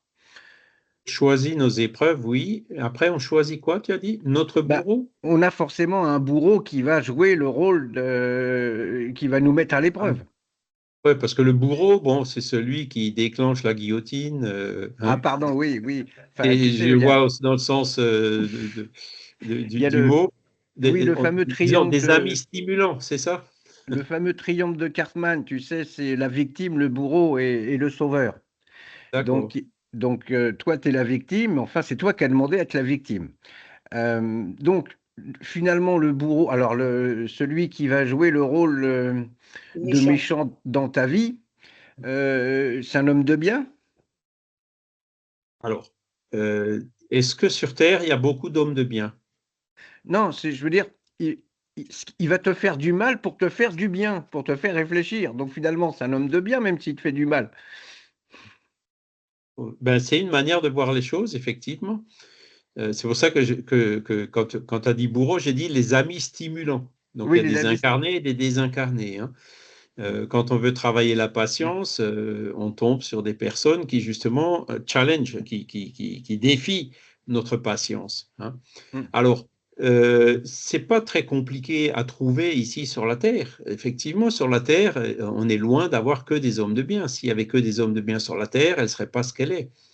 Et donc, de trouver des personnes qui vont stimuler ta patience ou qui vont causer des torts ou des contrariétés, à partir du moment où tu es sur la terre, tu n'as pas besoin de chercher loin, on les trouvera assez facilement. Eux ne se réincarneront pas pour t'embêter toi. Ils se réincarnent eux aussi pour évoluer, mais ils sont encore à un stade d'évolution où ils défient ta patience. Tu vois ce que je veux dire? Oui, non, je parle de... peut-être que j'ai mal formulé ma question. Je prends un exemple. Le pervers narcissique qui va te pourrir la vie. La femme Oui, battue. Donc, lui, il a bien un rôle à jouer. oui, Il joue oui, un oui. rôle, peut-être que c'est des rôles inversés parce que dans une autre vie, c'est toi qui lui as pourri la vie. Donc, du coup, voilà, c'est le schéma inversé. Donc, lui, en fait, te fait du bien pour te faire avancer, te faire comprendre que ce que tu as fait était mal. Vois-le sous un autre angle. Tu te dis, parmi les humains, il y a des personnes violentes et des pervers narcissiques. D'accord? Oui, c'est un Donc, exemple, hein. toi, quand tu choisis de te réincarner, tu choisis de te réincarner dans un milieu où tu seras en contact avec l'un ou avec l'autre. Tu vois? Mmh, mmh. Et donc, tu te mettras, je dirais, volontairement, hein, ou par choix, dans une situation qui t'exposera à ce genre de choses, juste parce que c'est ton choix, c'est ce que tu as eu besoin, soit pour l'expiation, parce que toi-même tu as été violent ou autre dans une vie passée, tu vois, pour sentir dans ta peau, pour comprendre et pour changer tes dispositions mentales, pour évoluer, pour ne plus jamais réincider dans la même erreur. Alors, voilà, il faut le voir comme ça, hein, parce que après, il y a, par exemple, Charbonnier, dans un de ses livres, il va trop loin. Il dit, il y a deux amis qui se sont réincarnés et il y en a un qui a choisi d'embêter l'autre pour faire évoluer l'autre. Là, il va trop loin, tu vois, c'est pas comme ça. Pour trouver des gens pour trouver des humains qui t'embêtent, tu n'es pas obligé d'aller loin. Et surtout, personne n'est obligé de se réincarner avec une mission de faire le mal, parce que là aussi, ce serait contraire à la justice de Dieu. Les personnes se réincarnent avec une tendance à faire le mal, mais elles gardent quand même toujours leur liberté de le faire ou de ne pas le faire. Tu vois ce que je veux dire? Mais la personne ensuite qui souffre du mal, hein, qui est affligée ou autre, eh ben, souvent c'est par choix ou c'est par loi de cause à effet. C'est pour l'aider justement à évoluer dans l'expiation, voire la réparation, changer de disposition mentale pour ne plus réincider dans les mêmes travers. Tu vois? Mais ce sont des choix volontaires et personne n'est condamné à faire le mal. Personne ne se réincarne avec la mission de faire le mal. Il faut le voir comme ça, sinon tu n'aurais pas ton libre arbitre. Bah, si ton libre arbitre, tu le décides avant de t'incarner. Je décide Non, que non, tu non, non, remplisses non. le rôle de. Tu fais un choix avant de t'incarner, mais après, pendant, tu gardes ton libre arbitre. Tu Oui, tombes ou tu tombes oui, pas. bien Tu sûr, fais oui, bien l'erreur ou sûr. tu la fais pas. Tu Mais vois? généralement, quand tu as une épreuve à traverser, si tu décides de ne pas la traverser, t'inquiète pas, 2 ans après, elle va revenir l'épreuve, hein. C'est ça, voilà, voilà. Non, mais c'est ça. C'est que Mmh. après, des pervers narcissiques et des violents sur la terre, Oui. il y en a, en veux-tu, en voilà, hein. Donc, si c'est pas l'un, ce sera un l'autre, hein. Mais personne, aucun des deux ne sera condamné à être pervers ou à être violent. C'est-à-dire que des réparations, ça peut durer des années, quoi. En général, ouais, ça dépend. Des siècles même. La réparation, alors la réparation, je dirais peut-être pas la réparation, je dirais l'expiation, hein, puisque quand on fait une erreur, il faut prendre le RER, hein, c'est le repentir, c'est-à-dire se rendre compte qu'on a fait une erreur. Ensuite, il y a l'expiation, sentir dans sa peau ce qu'on a fait souffrir aux autres, et la réparation. Et l'expiation, la durée, elle dure que le temps nécessaire pour que tu changes de disposition mentale. Si tu changes de disposition mentale au bout de 3 jours, l'expiation durera 3 jours. Mais il faut que ce soit un vrai changement, tu vois. Si ça te prend 3 vies, ben ça durera 3 vies. Donc ça dépend. Ce sera plus ou moins long selon l'individu. Et la réparation, bon, ben, ça peut aussi être plus ou moins long selon effectivement l'ampleur des torts qui ont été commis ou de la réparation qui a effectuée. C'est ça. Après, j'avais une autre, Il ne faut jamais voir dans ces trucs-là des choses automatiques, hein. Personne Ouais. n'est condamné à faire le mal, personne n'est condamné Alors à être violent. c'est pas une condamnation, c'est un rôle qui est joué. C'est pas une C'est ça. condamnation. Personne n'est obligé à jouer ce rôle, tu vois. D'accord. C'est-à-dire, s'il y en a un qui joue le rôle de violence, il avait la liberté de le jouer ou de ne pas le jouer. Tu vois? Mais malheureusement, il a utilisé sa liberté pour le jouer. Ouais. Tu vois? Euh, Mais ça lui passera si- aussi. D'accord, ok. Donc c'est pas une vision spirit de dire que il y en a un qui joue un rôle pour embêter l'autre. Non, non, non.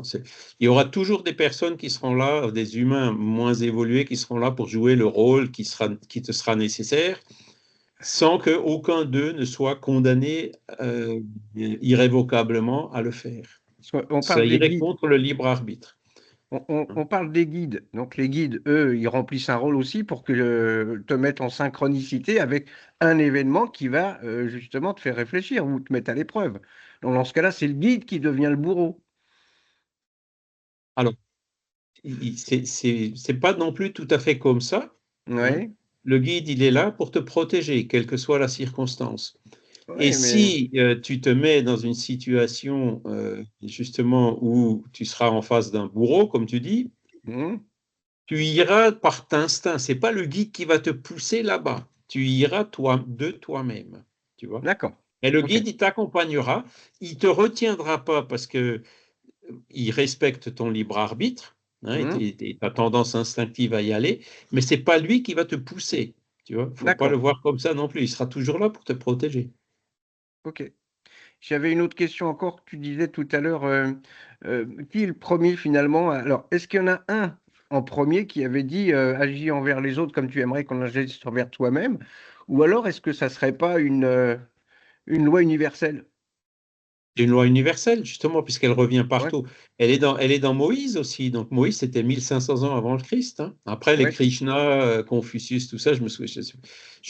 D'ailleurs, c'est peut-être pour compléter le slide, effectivement, voir un peu les époques, hmm, mais c'est quelque chose qui vient de loin. Et on le trouve justement sous ces deux formes. Hein. Ne fais pas aux autres ce que tu voudrais pas que les autres te fassent. Donc, hmm, ça, c'est le premier pas. Hein. Et après, faire aux autres ce que tu oui. voudrais que les autres te fassent, même s'ils ne le font pas, Hmm. c'est l'étape d'après. Donc ça, c'est pas Jésus lui-même qui avait dit cette phrase-là. Ben, tu sais, moi je Enfin, dis toujours, hmm. parce que Krishna, c'était qui? C'était peut-être Jésus, hein, ou Oui, pas? oui, oui. C'était Les entre chances. Bouddha, c'était qui? Confucius. C'était des esprits qui faisaient partie d'une même équipe Oui. Ah, d'esprits évolués qui s'occupent de la Terre et qui sont venus s'incarner pour réaliser ces missions dans différentes cultures, différentes langues et différentes époques, dans différentes régions. hmm, Donc, ils font partie de la même équipe. Et comme ce sont des esprits évolués, évidemment, ce qu'ils disent, ce sera cohérent. Hein. hmm. Donc, effectivement, comme tu dis, c'est une loi naturelle, c'est une loi de la nature, c'est quelque chose qui transcende, qui les dépasse eux, et que eux, ils sont venus nous expliquer chacun de sa manière, à son époque et dans sa forme. D'accord.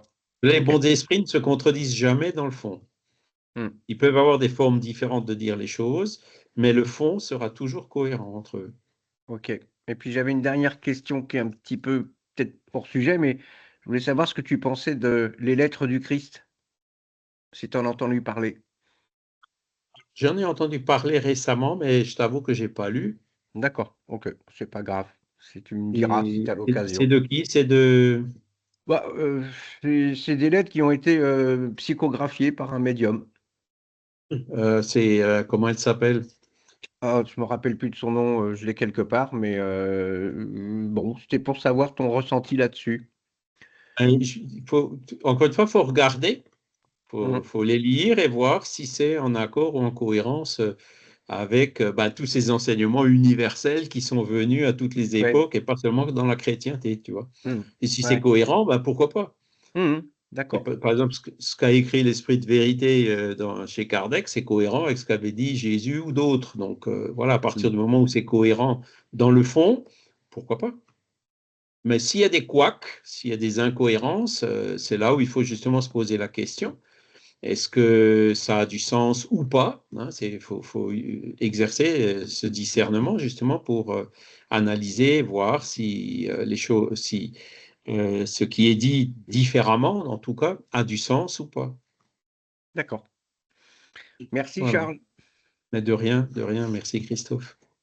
Vincent, Je voulais juste faire un commentaire par rapport à tout ce qu'on lit, tout ce qu'on fait dans le spiritisme, c'est sous-jacent à la possibilité de communiquer avec les esprits, donc communiquer avec des gens qui sont désincarnés.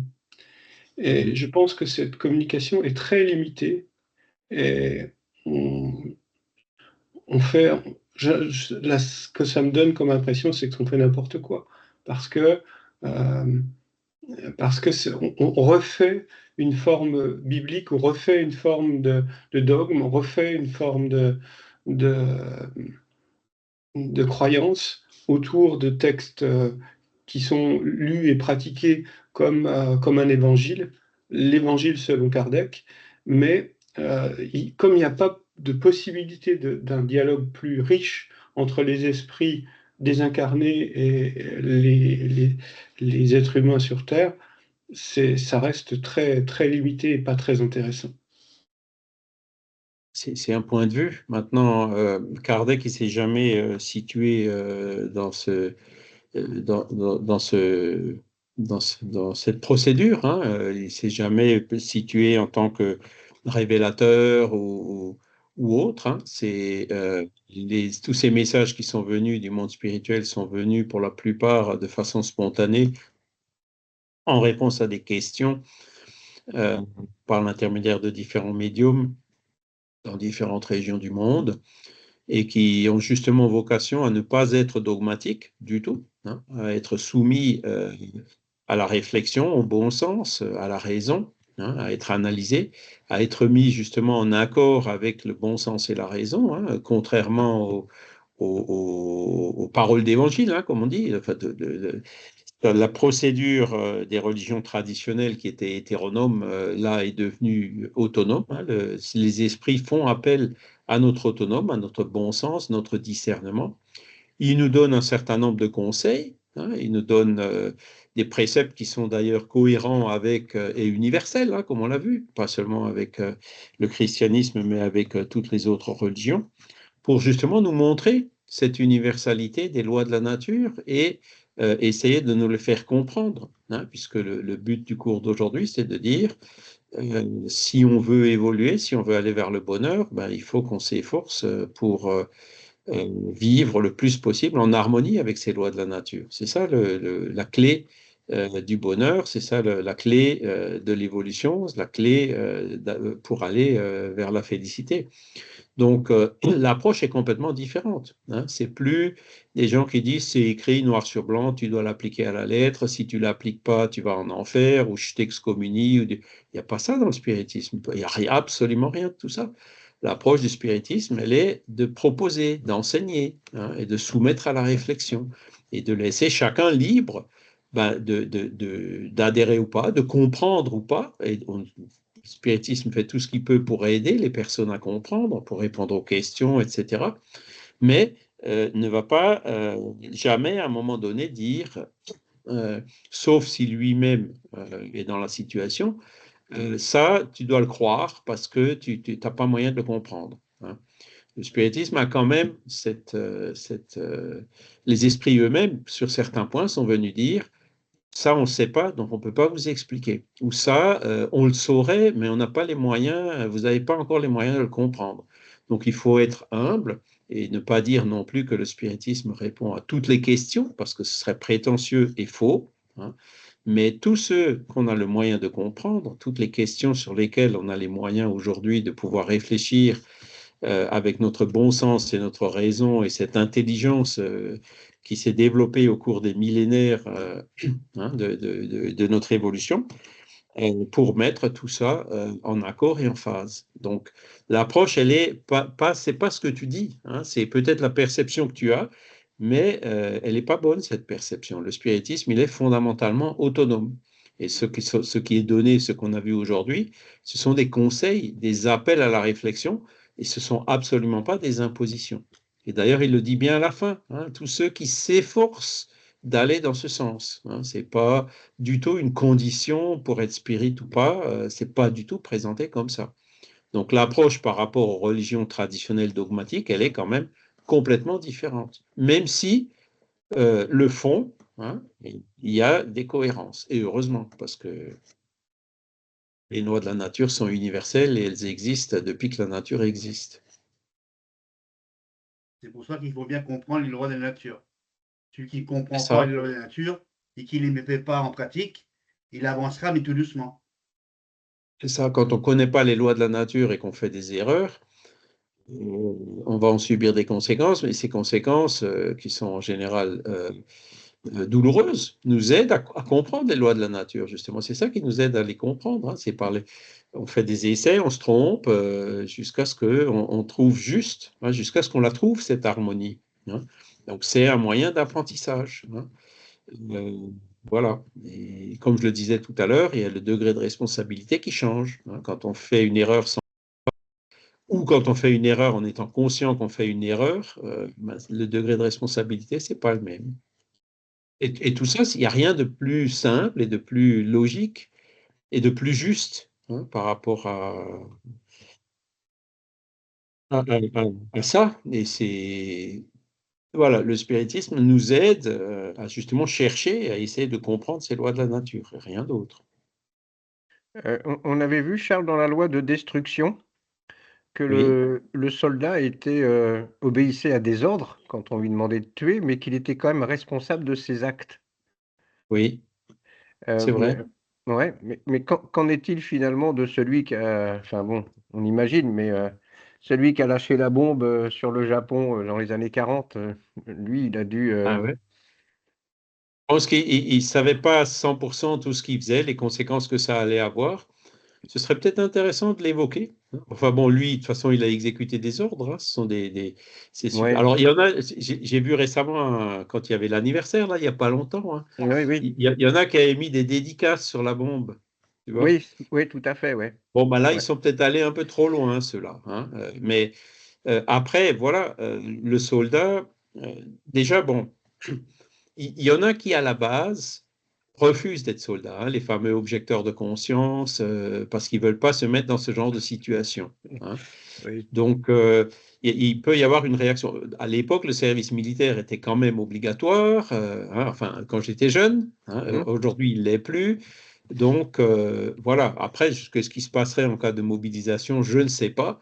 Mais voilà, on peut quand même aujourd'hui éviter maintenant ce genre de situation. Après, les autres qui en font un métier, ben, faut pas les juger, il faut pas les condamner non plus, Non. hein, parce que les militaires, moi j'aime bien prendre l'exemple au Brésil, hein, il y a une association de militaires spirit, parce que eux, ils voient le militaire comme une mission de protection de la population, d'aller protéger les indigènes contre les orpailleurs illégaux, contre la violence ici ou là.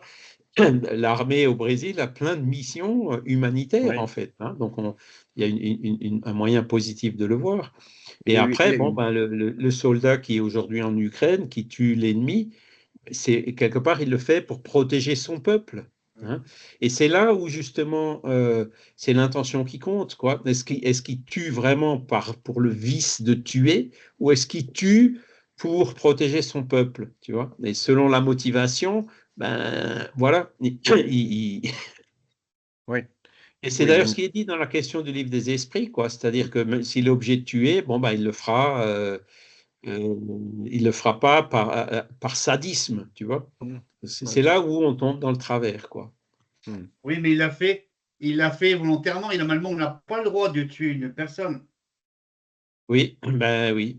Et pourtant, tu vois, dans le chapitre sur la loi des destructions, les esprits lui trouvent des excuses à ce soldat.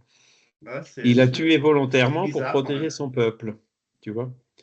Mhm. La personne Oui, qui tue une personne pour éviter que cette personne en tue 100 n'a peut-être pas forcément fait le mal. D'accord, il ne faut pas tuer, mais il vaut mieux qu'il y ait un mort qu'il y ait 100 innocents qui meurent, tu vois.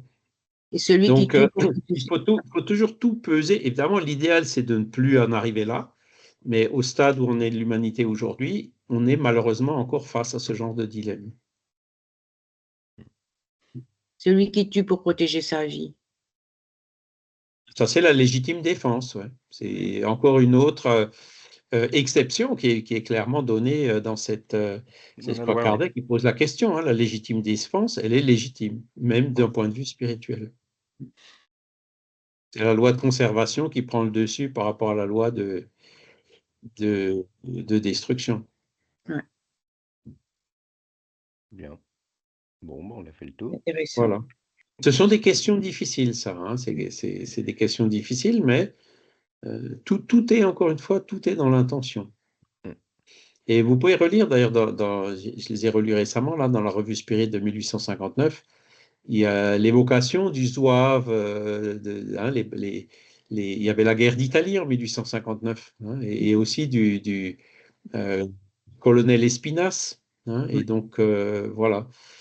Et on le voit aussi dans les livres de Léon Denis, Le monde invisible et la guerre, quoi. Hein, bon, ben voilà, il y a des moments où Jeanne d'Arc, hein, la mission de Jeanne d'Arc, et Léon Denis le dit bien quand vous lisez le livre Jeanne d'Arc Médium, hein, elle avait beaucoup d'humanité, Jeanne d'Arc. Hein. Elle disait, bon, il faut y aller, on y va, il faut libérer, il ne faut pas se laisser envahir, etc. Mais elle donnait chaque fois 3 chances. Reculez parce qu'on va attaquer. Hein. Ouais. Évitons les morts. Reculez de vous-même. Hein. Et c'est seulement après 2 ou 3, comment dire, Sommation. Sommation, sommations, voilà, qu'elle les a prévenus avant, que vraiment, ils commençaient à avancer, quoi. Hein.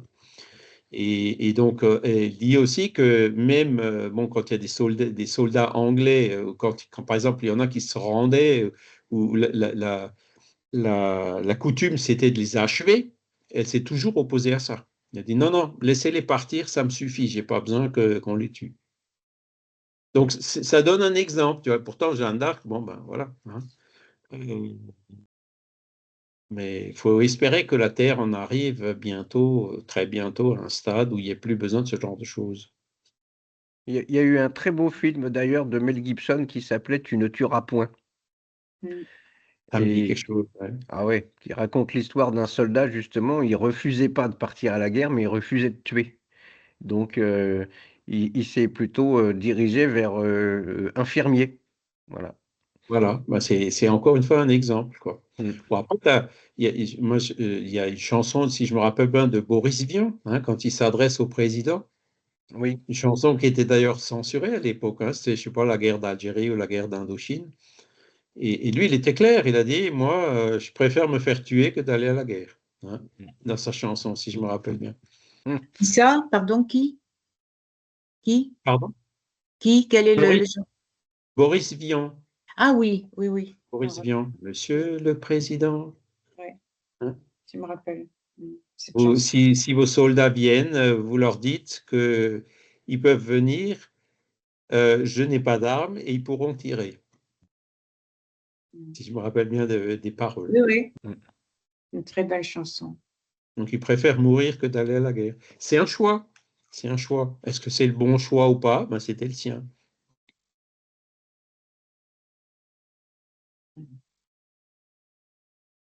Voilà. J'ai lu le livre de Guy Gilbert, je ne voulais pas en parler, mais il a été infirmier, mais je ne sais plus s'il a... Enfin, lui, il aurait refusé de tuer aussi. Il a été infirmier dans les pays arabes, je crois. Alors ça, effectivement, c'est une autre approche. Hein, la personne qui est vraiment obligée qui ne peut pas éviter d'être appelée ou de partir à la guerre, peut effectivement choisir un rôle comme celui que tu dis, hein, d'être plutôt dans le secours aux blessés que au front, quoi, avec les armes. Et il était curé, avant d'être curé, je crois, oui. Bien sûr. D'accord. Voilà. Écoutez, on va s'arrêter là. La semaine prochaine, on verra espérance et consolation, donc peine et jouissance terrestre et peine et jouissance future. Hein. Donc on verra, c'est la loi de cause à effet, et puis qu'est-ce qui nous attend dans l'avenir en fonction de ce qu'on fait aujourd'hui. Voilà. Sinon, je vous remercie infiniment, remercie aussi les bons esprits qui étaient là, des questions parfois un peu difficiles, mais qu'il faut qu'on prenne avec calme et avec sérénité pour pouvoir, voilà, le but premier, c'est de nous aider à devenir meilleurs, à aller vers le bonheur, à nous mettre en harmonie avec ces lois naturelles. Hein. C'est tout à fait de ça dont il s'agit. Et on espère aussi qu'on a pu être utile pour les esprits qui étaient avec nous aujourd'hui. Je vous souhaite un excellent dimanche, une excellente semaine et je vous dis à bientôt. À bientôt, bon À bientôt. dimanche. Bon dimanche. Merci à Merci tous. Charles. À bientôt. Merci. Ah. Merci Charles. Merci à tous. Merci beaucoup, au revoir.